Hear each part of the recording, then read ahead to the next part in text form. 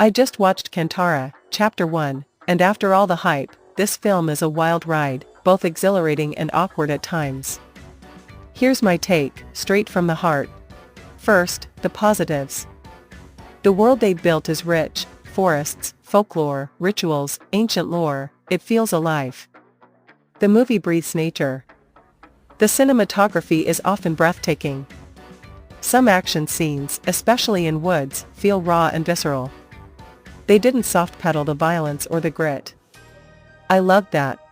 The lead, Rishab Shetty, gives his blood and sweat as the director and the hero for this movie. His intensity in many scenes sells the moment and brings the mythology to life on the screen.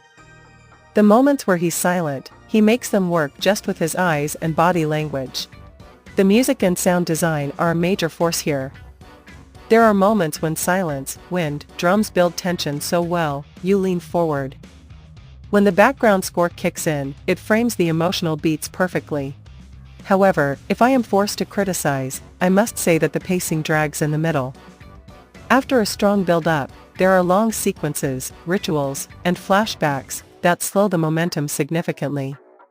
Too many times I found myself thinking, let's move on already. Some characters don't get enough space.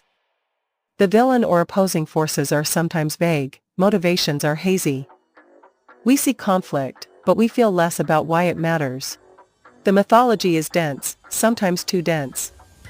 If you don't pay full attention, you might get lost. The film assumes you'll catch all subtle cues, sometimes big moments needed clarity. Also, VFX is good in many scenes, but in some heavy fantasy sequences, it slips. Some supernatural visuals look a bit artificial.